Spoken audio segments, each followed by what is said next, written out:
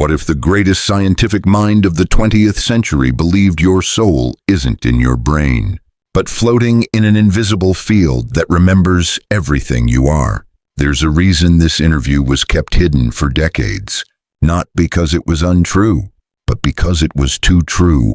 In the final years of his life, Albert Einstein recorded a private conversation, not with students, not with scientists, but with a single unknown journalist, someone who asked the one question no physicist dared to ask: where does the soul live? What you're about to hear was never meant for publication. The audio was found decades later, buried in handwritten notes, tucked inside a worn notebook titled Unified Field Notes for Myself. The voice is unmistakably his, slower, older, and quieter than the Einstein we see in textbooks. But every word, it's a revelation. Not about EMC2, not about black holes or gravity, but about you, your consciousness, your soul, and why death is not the end. Because Einstein didn't just study particles, he studied presence. He didn't just chase equations, he chased eternity. And what he found was this: you are not in your brain, you are in the field, and the field remembers everything. Let us take you to the moment that tape begins to play. The room is dim, the pages are yellowed, and his voice tired, but timeless, cuts through the silence. Let me tell you something I've never said publicly. Now listen, because what he says next might change the way you see your soul forever. The recording begins with a low hum, the sound of shifting paper, a quiet exhale, and then his voice. Let me tell you something I've never said publicly. It doesn't sound like a scientist about to deliver a theorem. It sounds like a man unburdening his soul. He doesn't say where he is, only that the room is quiet, and that, for the first time in his life, he's no longer trying to be understood. He's trying to remember. All my life, I searched for a theory to unite everything: light, gravity, energy, space. But no one asked me what unites a human being. Not biologically, but spiritually. He pauses, as if measuring his words, not for accuracy but for their weight. The brain is not the source of the soul. It's only the receiver, like a radio. And the soul exists in what I once called the field. Now, I simply call it home. For decades, Einstein had worked on what he named the unified field theory. But this was never in the textbooks, never in the lectures. It was scribbled in margins, jotted in private diaries, labeled speculative, non-empirical, or simply too early for the world. But here, in this moment, Einstein wasn't speculating. He was remembering something that didn't come from the lab. It came from somewhere much older. You see, we made a mistake, he says. Science became obsessed with visibility. If it can't be measured in inches, volts, or seconds, we called it nonsense. But gravity can't be seen. Time can't be held. Love can't be weighed. And yet, they all shape our reality. He lets out a soft chuckle, not of amusement, of sadness. We dissect the brain like it holds the secret, but the brain does not create consciousness. It catches it. Just like a television doesn't create the broadcast, it receives it. He believed, by the end, that consciousness is not local, that the soul is not bound by the skull, that the real self exists in a vast, intelligent field, an invisible sea of energy, memory, and light. I've seen it, he says quietly, not with my eyes, but with something older, a memory, not from this life, perhaps, but still mine. He describes a moment years ago when he was walking alone near the woods of Princeton. He had been stuck on a formula for weeks. No answer would come. And then, as he looked up at the canopy of leaves, the sun cracked through and struck his face, and something opened. I felt it, a silence deeper than silence, a presence without name, and a strange truth formed in me, that the field I was studying wasn't just outside, it was inside. It held me, it remembered me, And maybe it was me. He stops talking for a moment. The sound of the recorder crackles. A page turns. He begins again, more slowly now. If we understood this field, we wouldn't be afraid to die, because nothing disappears into nothing. Energy never vanishes. It only transforms, and if our soul is energy, then it, too, transforms into light, into memory, into frequency. This is where the journalist interrupts, not to challenge but to understand. So where do we go after this? Einstein's reply is almost a whisper. Back to the field. Not upward, not downward, but inward, to a frequency that has always been waiting for us. And when we're ready, we recognize it as love. The word hangs in the air. Love, not as emotion, but as structure, the architecture of the soul. That's why some people feel the dead near them. He says, it's not a ghost, it's a frequency, and if your heart is quiet enough, you'll tune in. The first reel of the recording ends here, but something lingers, a knowing, a softness, like he wasn't just talking to the journalist, he was talking to you, because somewhere deep in the folds of space, beneath the layers of logic, beyond the reach of mathematics, Einstein found something he could never publish, a truth too sacred for the blackboard. You are not in your brain, you are in the field, and the field remembers everything. In the next part of the interview, Einstein begins to explain what this field really is, not metaphorically, but scientifically, and how your very heartbeat might be evidence that you are more energy than flesh. The tape resumes with a faint mechanical click, then silence, and then his voice again measured, low, as if choosing words from a place beyond language. People think they are their thoughts, but your thoughts are just echoes, flickers of something deeper. The brain doesn't create these thoughts. It catches them, like a radio catching a station already broadcasting. Einstein pauses here, and what follows is not just science. It's confession. I spent decades trying to unify the laws of the universe, electromagnetism, gravity, light, space-time, but it wasn't until later in life that I realized we forgot the most important force, consciousness. He says the problem began when science separated what could be seen from what could be felt. We dissected the brain, we mapped the neurons, we labeled emotions as chemical reactions, and in doing so, we made the soul an illusion, when in truth, it was the field holding everything together. We are not flesh moving through space. We are frequencies, temporarily shaped into bodies. He believed the field was not a metaphor. It was real, tangible, even if invisible, a unified field that connected all life, the stars, the atoms, the trees outside your window, and the dreams you can't explain. He references something many physicists recognize but rarely speak of aloud: zero-point energy. The idea that even in absolute vacuum where nothing should exist, there is still vibrational activity, still energy. If even the emptiest space vibrates, then what do you think your spirit is made of? The journalist leans in, asking the next logical question. Then what is the brain, if not the source of self? Einstein responds without hesitation. The brain is a tool, a beautifully evolved receiver. Like the lens of a telescope, it brings into focus what is already there. But it is not the sky, and it is not the stars. It is only the glass. He compares the brain to a musical instrument, perhaps a violin. But the music, that comes from somewhere else, from you, the soul, the field. Your brain can be damaged. It can forget, but your essence, the vibrational imprint of who you are, remains untouched in the field. Here, Einstein slows down. His voice grows softer, almost fragile. The mistake of science is trying to locate the soul with a microscope. But the soul is not in space. It creates space.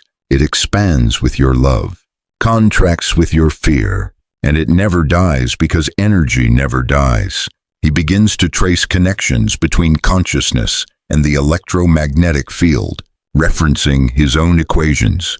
He notes how fields can influence matter without ever touching it, how magnetism can move metal, how gravity can bend light, and how consciousness, too, might shape reality quietly, invisibly, from the inside out. You are shaped by more than your DNA. You are shaped by meaning, and meaning doesn't live in neurons. It lives in the field of your being. The journalist presses further. Then, if the soul lives in the field, what happens when we die? Einstein doesn't answer immediately. You can hear him exhale, and then, gently, a wave returns to the ocean. A flame becomes part of the fire again. Death is not an end. It is a return to where the music first began. He speaks of near-death experiences not as hallucinations, but as moments when the brain's frequency briefly detunes from the body and reconnects with the larger field. He says that's why people report the same visions. The light, the feeling of oneness, the reunion, because they're tuning back in, not to something new, but to something they've always known. They just forgot. At this point, the tape grows faint, but just before the reel fades, he leaves a final thought for this segment. Stop asking where your soul is. Ask where it isn't, because the field touches everything, and so do you. In the next section, Einstein turns fully toward the question that haunts all of us. What happens at the moment of death, and why, for those who've lost someone, the connection never truly disappears. The reel clicks softly as it resumes, then a pause. You can hear Einstein take a breath, not rushed, but deep, as if inhaling the gravity of what he's about to say. People ask me, what happens when we die? They expect an equation, but I'll give you something simpler. You don't stop. You shift. His voice is steady, but you can feel something underneath it, a reverence, as if he's speaking not from intellect anymore, but from memory. The moment your heart stops beating is not a blackout. It is a retuning. Like switching a radio from AM to FM. You don't disappear. You broadcast on a different frequency. The journalist seems hesitant but presses on.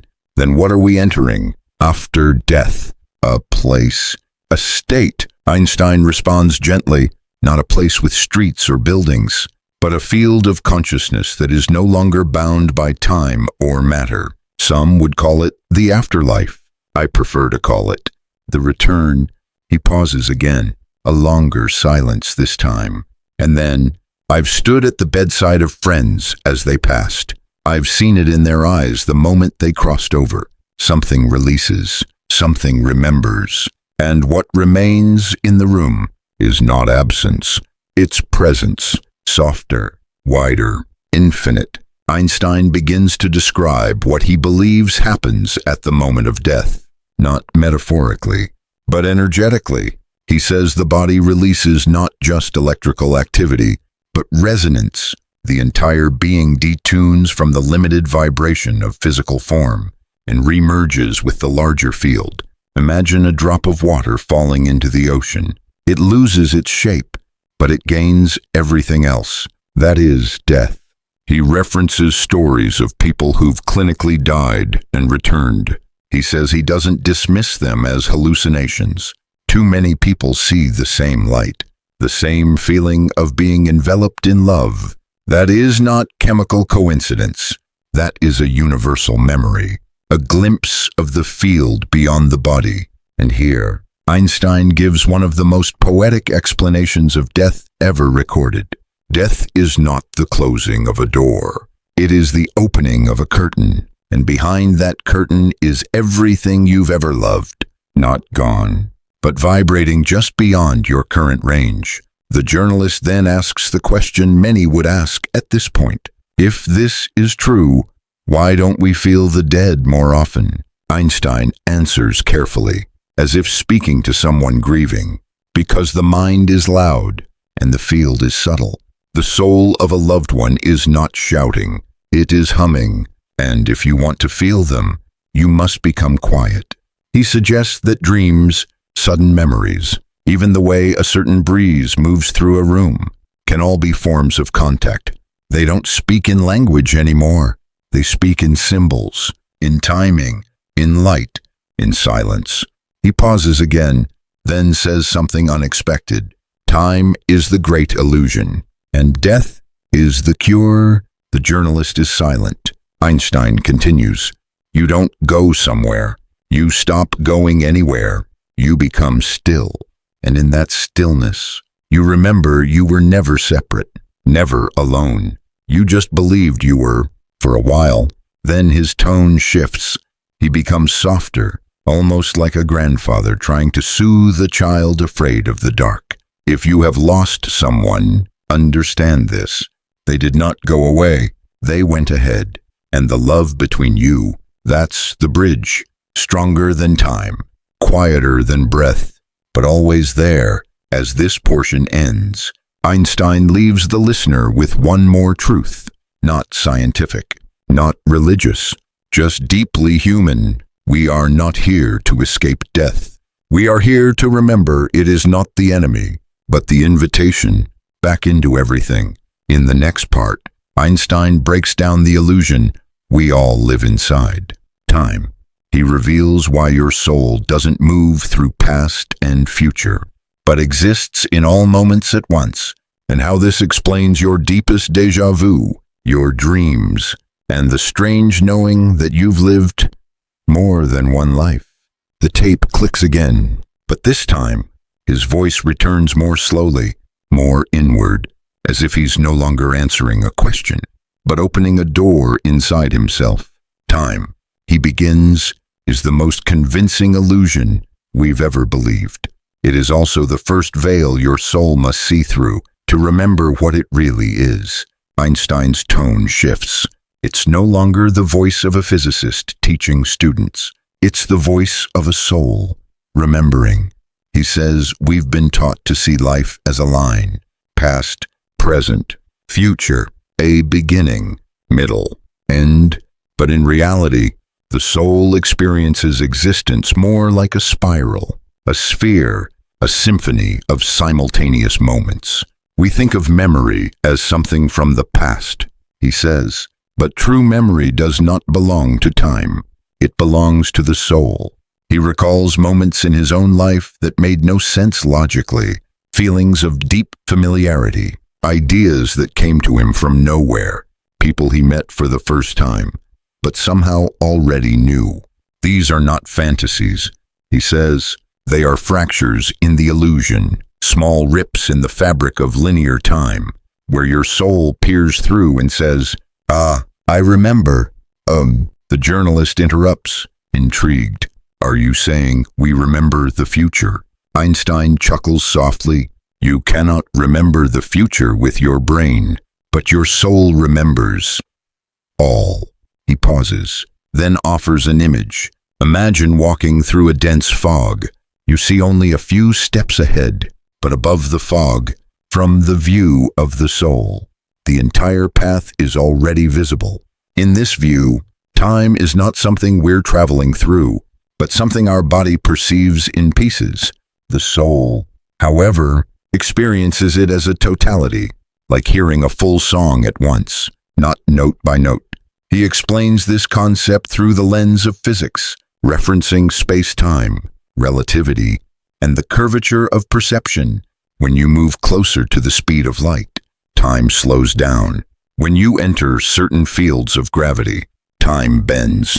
What does that tell us? That time is not fixed. It's flexible. And if it's flexible, then it's not absolute. Einstein proposes that just as light can bend around matter, so can memory bend around lifetimes. Sometimes it slips through in dreams, un déjà vu, in the quiet knowing that you've been here before. You don't dream only from the mind, he says. You dream from the field, from the place that holds every version of you, not just the one wearing this name, this face, this year. Then he becomes deeply personal. He speaks of recurring dreams from his youth, visions of walking through ancient stone corridors, a hand reaching for a candle, and a voice whispering equations in a language he never learned. but always understood. I used to think they were fantasy, he confesses. Now I believe they were remembrance of who I was before this life, or perhaps who I will be again. He describes the soul's memory like a library without walls, where every life you've lived, every lesson, every loss, is recorded in the field, not as punishment or reward, but as pattern, as evolution. That is why we return, he says, not to suffer, but to refine, to close the gap between who we think we are and who we really are. The journalist sits in silence for a long time and then asks a soft, almost childlike question. So, are we eternal? Einstein doesn't answer immediately, then quietly, as if it's the most obvious truth in the universe. You are not eternal because you live forever. You are eternal because you were never born. As this section draws to a close, Einstein leaves one last thread. The soul carries no clock, only cycles, and those moments you feel like you've been here before. It's because you have, and part of you is still there, watching you now, waiting for you to remember. In the next part, Einstein reveals how reincarnation is not some mystical reward or punishment, but a mathematical necessity, a process of soul-level integration, not because we are broken, but because we are incomplete patterns seeking harmony. The voice on the tape returns slowly, like a wave pulling back before the next swell. People think reincarnation is a punishment, that we come back to suffer. But what if it's not a sentence, but an unfinished sentence? Einstein clears his throat, not from discomfort, but as if ready to say something that had waited a lifetime to be spoken. In physics, when a system is out of balance, it seeks symmetry, not because it's being judged, but because balance is its natural state. I believe the soul works the same way. He pauses, then continues. You don't return to suffer. You return to finish a vibration, to bring coherence to what was once discordant. He likens reincarnation to a musical scale. If one note is unresolved, the melody can't rest, so it echoes until the harmony is restored. It's not karma, it's resonance. The journalist leans in again. Then why don't we remember past lives? Einstein replies softly, with a hint of compassion in his tone. Because if you remembered everything, you wouldn't focus on this body, this name, this lesson. For a song to be fully felt, you must not hear the ending before the beginning. He adds that forgetting isn't a flaw. It's part of the design. The soul is not here to collect trophies. It's here to transform its own frequency. And sometimes that means returning with less memory, but more depth. He then offers a personal moment of reckoning, something few scientists ever say aloud. I used to dismiss reincarnation as mysticism, until one day, while working alone, I finished an equation I couldn't remember starting. The math was sound, the symbols familiar, but I hadn't written them, at least not in this life. Here, Einstein begins to speak not like a physicist, but like a witness of something beyond logic. There are things your soul knows that your mind can't explain. A place you visit and feel a pull. A stranger who feels like family. A fear with no origin. A talent with no teacher. These are not random. They are echoes, resonances from previous lifetimes, still vibrating beneath the skin. The journalist asks the obvious next question. Then how do we know what lesson we came back to complete? Einstein's answer is slow, but piercing. Watch where you suffer. Watch where you long. Watch where you repeat. The soul doesn't speak English. It speaks in patterns. He explains that the situations we attract, especially the painful ones, are not signs of failure. They are coordinates, pointing to the incomplete chord, the unfinished line, the equation missing its final variable. If you want to know what you came to complete, look at what you cannot escape. That's the soul's invitation. He warns, though, that this doesn't mean staying in suffering. This is not about martyrdom. It's about alchemizing the pain into something musical, transforming friction into light. The universe doesn't want you to stay in the fire.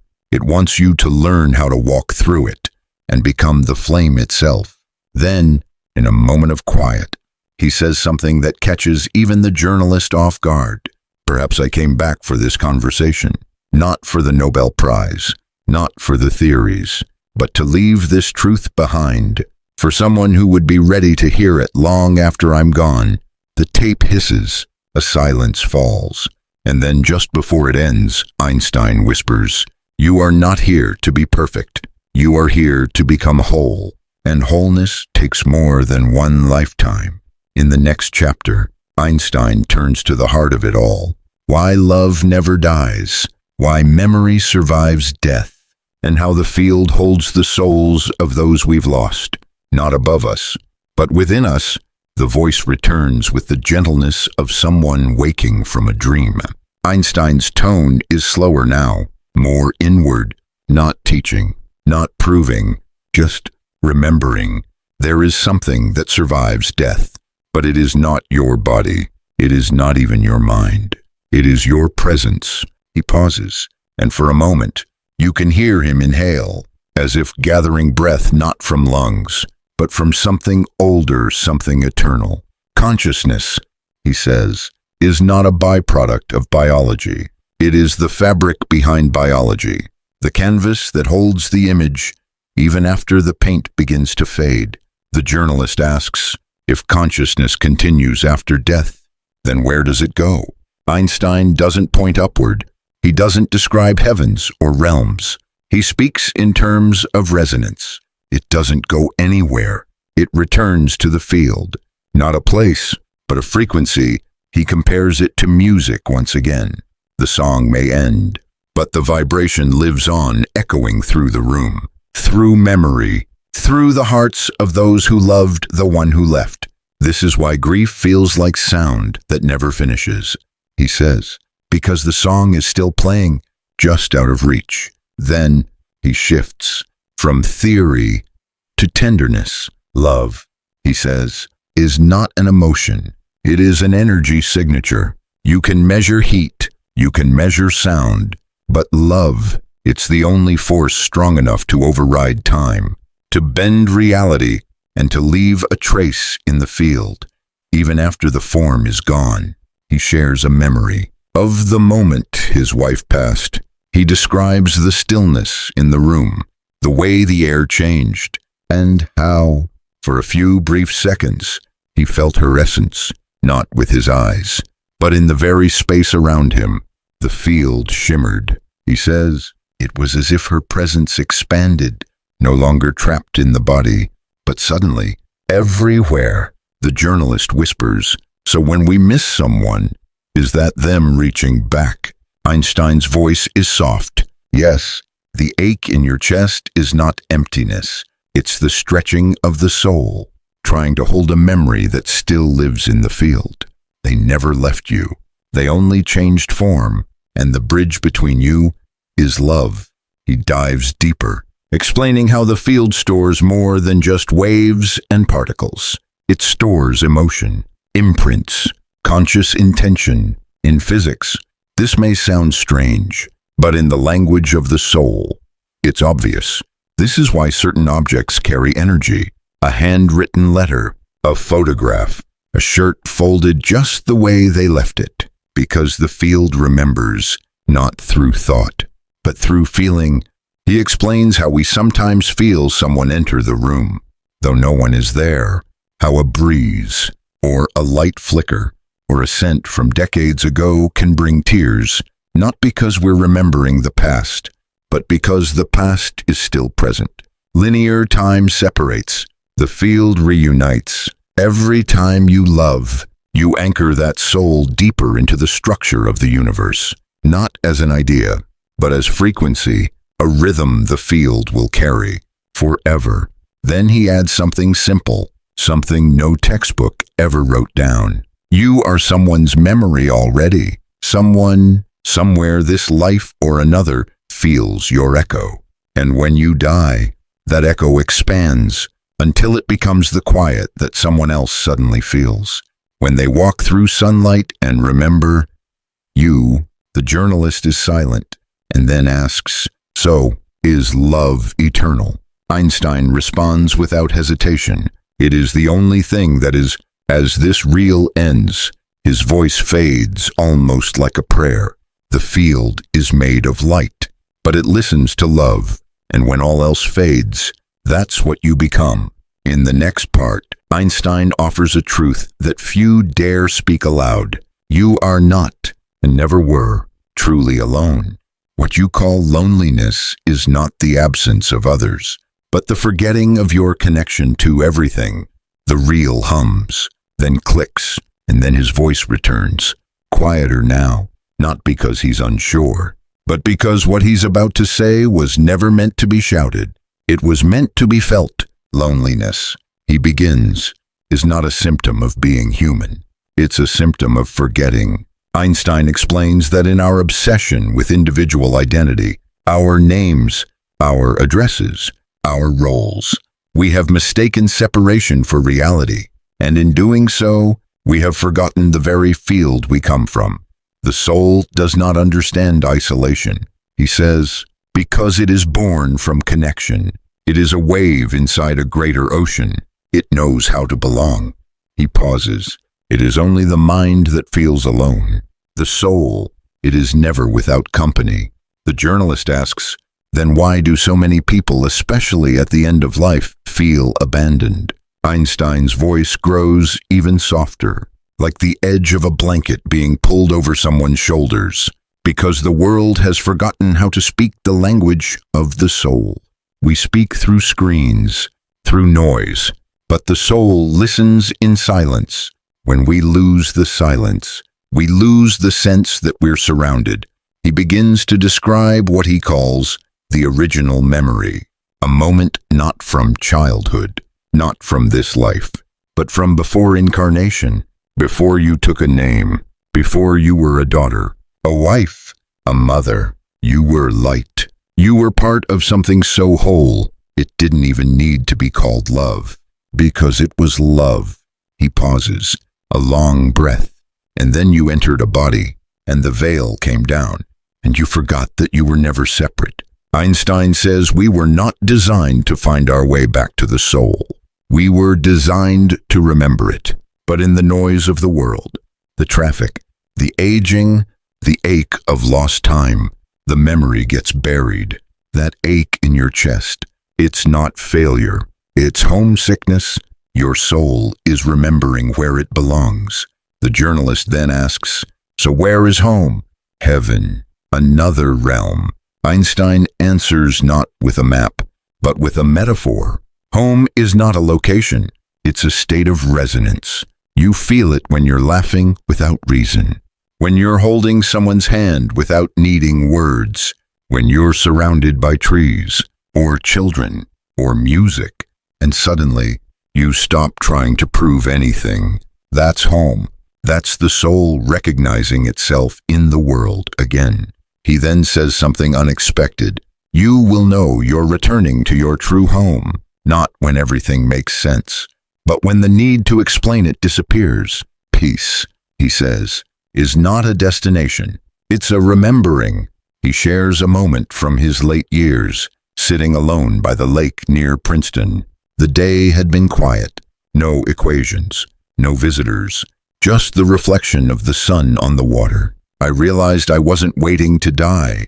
I was preparing to return, not to a place, but to a presence, one that had never actually left me. The journalist leans forward.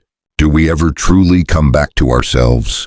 Einstein whispers, not all at once, but with every act of kindness, with every silence you allow yourself to feel, with every grief you choose to keep your heart open through, you return in pieces, until one day, you remember you were never really gone.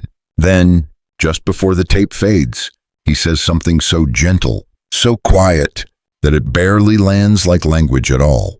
Your soul is not looking for answers. It's looking for resonance.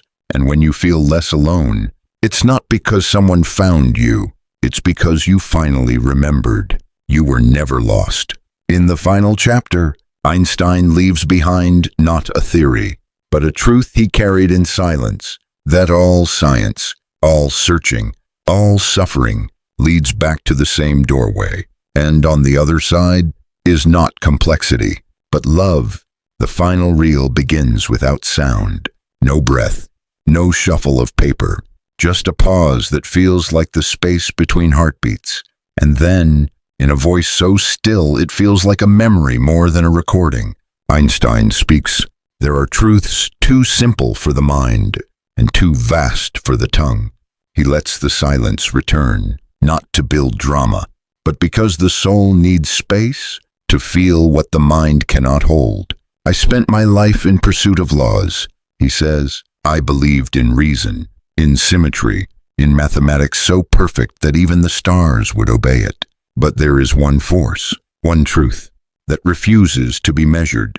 He speaks the word slowly, love, not as feeling, not as romance, but as origin. Love is not what we have, it is what we are. Before the name, before the body, before the birth. The field, the one I tried so hard to describe with equations, is made of it, held together by it. And if there is a God, then that God is not a being, it is the vibration we call love.